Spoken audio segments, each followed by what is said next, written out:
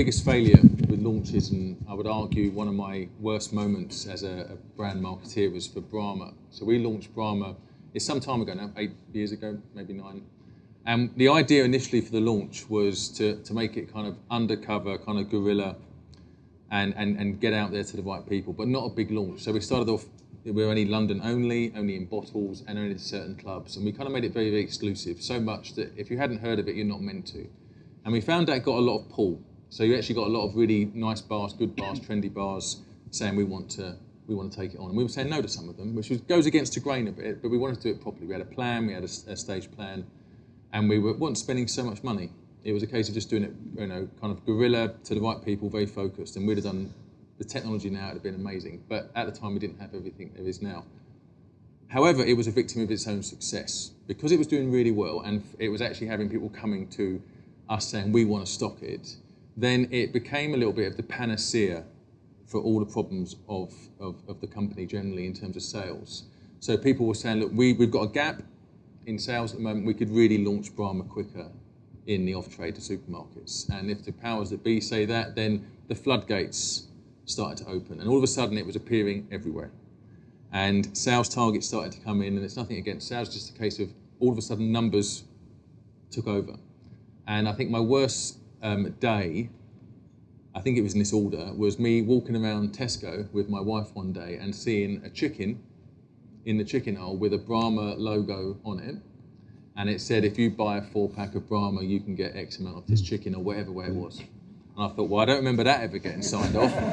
And then going home and thinking, right, who has done that? Where did that slip through? And then getting a call from a guy who I won't name, a really nice guy, sales guy, saying, he was so excited on the phone. He said, oh, you won't believe this. And I thought, what? And he goes, we just got a deal with, I think it was Aldi or someone, where we're going to do 4 Brahmas for £1.80 or something. And you look online, and you went online, and it was just my worst nightmare. People walking out of Aldi, I think it was Aldi or Lidl, with trolleys of Brahma. And I thought, well, a week ago, I was in really kind of cool bars in London saying, look, we're going to do it staged, you can have it in a month's time. And now it's been wheeled out of Aldi or Lidl, and it's on turkeys or chickens. And I think the learning there, very sobering at the time, I can laugh about it now, but I can assure you it wasn't good at the time. The lesson there was it got a little bit out of control, and people just turned it on too quickly, and so quickly that to a certain extent the people involved in it weren't aware of the actions that had been decided or the decisions that had been made.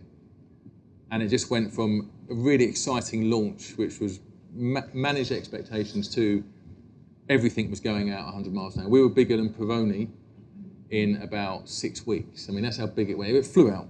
Of course, it didn't do a lot for the brand equity, but that's another story. But that was the lesson there was there were different people putting different levers, different speeds, different expectations, and it became a bit of a panacea for things. We'll come back to that in a minute, but Cormac, do you have any observations? Did it make money?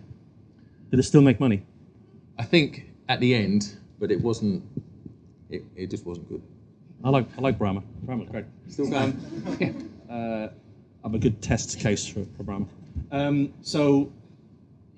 reason I asked about making money is one of the things about fail. I think Paul mentioned earlier. It depends on how you determine success, first of all, because people say, well, if I didn't hit the success criteria, I failed. And I think of some of the things we've been talking about, which is the consequences off the side, as I mentioned about the phone and other things. It's easy if you do it old school to go, the success criteria is 1, 2, 3, and if I don't do 1, 2, 3, it fails. I'm kind of a believer in the fact there's no such thing as a fail launch, because if you learn from it, then it's been worth some of the investment, depending how much that bottom line loss is. But 2 examples really for me, and it's about missing the message, and one of them cost us a lot, was back in the old days, probably not too many people here remember when it was, but back when the internet came along, before we know it today as being available on everything we own, you actually had to go buy a thing called a modem. And in those days, they were actually really only for corporations. And in those days, we all talk about trying to get our multi-megabit speeds today.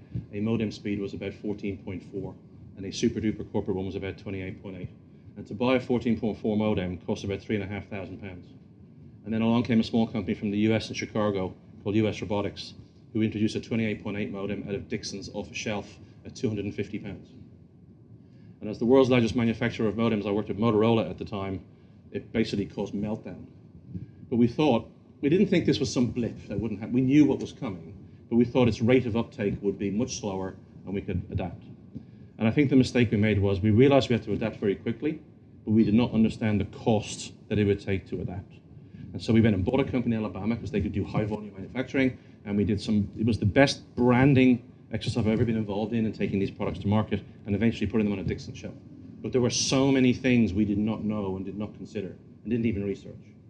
So one of the examples is in those days, Dixon's, the company, had an ECI purchasing system of software. And in order to get any of your products, way before the days of Dyson products, but in order to get your washing machine or your modem or anything on their shelves, it had to be on their EPOS system. You had to pay for that. There was a licensing. In fact, it became so successful that it was actually a revenue stream for Dixon's. We didn't know that. We hadn't factored that in. As well as the whole branding and everything else you had to do. You can't sell this directly. You actually had to have a channel to go sell it, whereas we had a direct sales model. And you still have to make money while feeding all these vans, and we didn't. The only side benefit out of it was the market happened so quickly, and we were the only ones to react to US robotics, that it actually left the market with 2 players. So it was kind of a cost of entry. So it was kind of successful in the end, but it cost us a lot of the time because we didn't actually have researched it properly going in.